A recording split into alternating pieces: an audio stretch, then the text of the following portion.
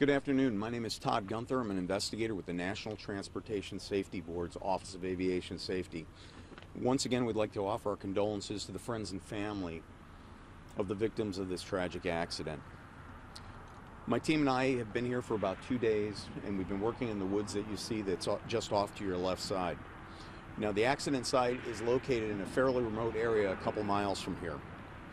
One of the things that we've been doing over the last few days is charting the wreckage, looking to see where the wreckage path began and where it ended. Additionally, we've been examining the aircraft itself to determine whether or not things are either functional or non-functional and anything that may have contributed to the accident or may be causal. Now, currently, while I'm speaking with you, we've got a 6-man crew that's doing wreckage recovery. And what they'll be doing is they'll be picking up the wreckage at this point. They'll be transporting it to a secure location where we can go ahead and look at the wreckage once again in depth under controlled conditions. And we'll actually do what's commonly referred to as a 2D reconstruction, where we lay the wreckage out to scale so that way we can examine it better. Now, some of the things that we've done since we last spoke with you is we've determined that the approach path, or approach angle if you will, into the trees from the flight was very shallow. The aircraft hit at a very high speed, and after striking the trees, it fragmented. The wreckage path, which we initially got the information from the FAA, which they measured, initially we thought was about 100 yards long. We now know that it's double that. It goes from where the main wreckage, the hull of the aircraft itself came to rest, up to a fire break that's in the woods. Now, the airplane, or excuse me, in this case a helicopter, okay, ended up impacting the trees on an approximate 320-degree magnetic heading. It then traveled through the woods through those 200 yards before coming to rest, and it was subject to a post-crash fire. Our examinations have also indicated that there was no type of in-flight fire or in-type explosion with the aircraft. We've confirmed that we have all 4 corners of the helicopter. That means we've got the nose, we have the tail, and we have both sides. And it appears that all major portions of the helicopter, airframe itself, and components are on scene. All 4 main rotor blades and both tail rotor blades are there also. There are brakes in the main rotor blades that indicate that the helicopter's main rotor was turning when it impacted the trees, and indicates that it was under power at the time.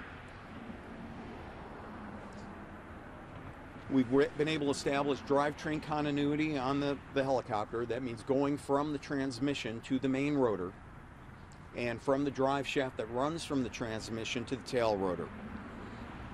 Both tail rotor blades are also on site. Both are also broken, which indicates that they did strike the trees under power or during rotation. We looked at the transmission. The transmission is functional. We also looked at the chip detector, which is magnetic, which would pick up any metal that was inside the transmission itself, and the magnetic chip detector is clean, and there's no metallic debris on it. We looked at the engine, and the engine displays what we call power signatures, which indicates that it was under power during the impact sequence. Now, currently, as we're recovering the wreckage, certain items will be placed off to one side for us when we do that 2D reconstruction. So we'll also be looking at the avionics on the aircraft to see if there's anything that has what we commonly refer to as non-volatile memory. That means that memory that is stored without power and is automatically in the equipment itself that we might be able to download some flight data on. Now, as you know, the aircraft had taken off out of North Philadelphia, was going on a videography mission, and then was going to return to North Philadelphia Airport. Currently, we believe this was the 3rd flight of the day. We also have been looking at the flight control system, and so far we've been able to get continuity from what we call the cyclic sticks, which provide pitch and roll through the cockpit to the brakes in the system, and we've also been able to get continuity through the collective, and it appears that the collective is at midpoint position.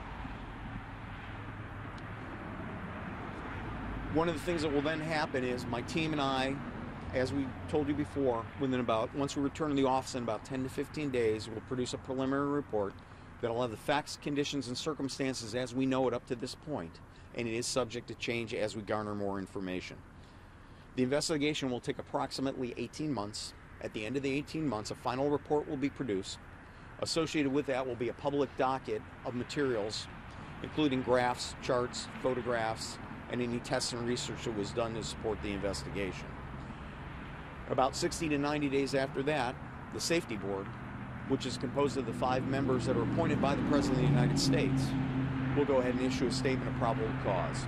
And at any time during this process, if we find anything of concern, either to the traveling public, the aerospace industry, we can go ahead and issue recommendations at any time. And with that, I have time for a few questions, and then I need to get back to work.